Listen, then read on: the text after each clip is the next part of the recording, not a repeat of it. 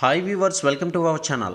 పఠాన్, జవాన్ల తర్వాత షారుఖ్ నుంచి వస్తున్న ఈ సినిమాపై అభిమానుల్లో భారీ అంచనాలు అయితే ఉన్నాయి. ఆ మూవీయే డన్కీ. ఇక రాజ్ కుమార్ హీరాని దర్శకత్వం వహించిన సినిమా కావడంతో ఈ అంచనాలు మరింత రెట్టింపయ్యాయి. విడుదలకు దగ్గర పడుతుండడంతో చిత్ర బృందం ప్రమోషన్స్ కార్యక్రమాలను శరవేగంగా చేసేసింది. ఇక తాజాగా డమ్కీ సినిమాకి సంబంధించిన ఫస్ట్ రివ్యూ కూడా ఇప్పుడు బయటకు వచ్చేసింది. బాలీవుడ్ కింగ్ ఖాన్ షారుఖ్ ఖాన్, తాప్సీ పన్ను జంటగా నటించిన డమ్కీ సినిమా విడుదలకు కౌంట్ డౌన్ అయితే ప్రారంభమైంది. డిసెంబర్ 21. జవాన్ల తర్వాత షారుఖ్ నుంచి వస్తున్న ఈ సినిమాపై అభిమానుల్లో భారీ అంచనాలు అయితే ఉన్నాయి. రాజ్ కుమార్ హీరాని దర్శకత్వం వహిస్తుండడంతో ఇంకా అంచనాలు అయితే పెరిగింది.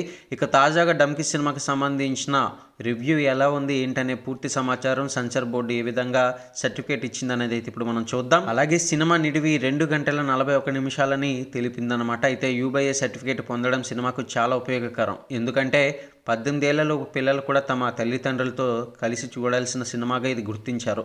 కాబట్టి డమ్కీ సినిమాని పిల్లలతో కలిసి వచ్చి చూడాలనుకునే ప్రేక్షకులకు ఎలాంటి ఆటంకం కూడా ఉండదు. అయితే ఇది ఫ్యామిలీ ఆడియన్స్ని అట్రాక్ట్ చేస్తుంది. ఇక డమ్కీ సినిమాలోని కొన్ని సన్నివేశాలు మార్పులు చేయాలని సెన్సార్ సభ్యులు అయితే సూచించారు. ఆత్మహత్య చేసుకునే దృశ్యం ఉన్న చోట ఆత్మహత్య ఏ సమస్యకు పరిష్కారం కాదు అని నోటీసు ఇవ్వాలని కోరారు. అలాగే సినిమా చివరిలో చూపించిన కొన్ని విషయాలకు ఆధారాలు కూడా అందించాలని సూచించారు. అయితే మరి దీన్ని బట్టి చూస్తే దాంట్లో ఒక చిన్న పార్ట్ని మనకి రివీల్ చేశారని చెప్పాలి. ఇక ఇన్ని సూచనలు పాటించి సినిమాకు యూబీఏ సర్టిఫికేట్ ఇచ్చారు. రాజ్ కుమార్ హీరాని సినిమాలో కథకు ఎక్కువ ప్రాధాన్యత అయితే ఇచ్చారు.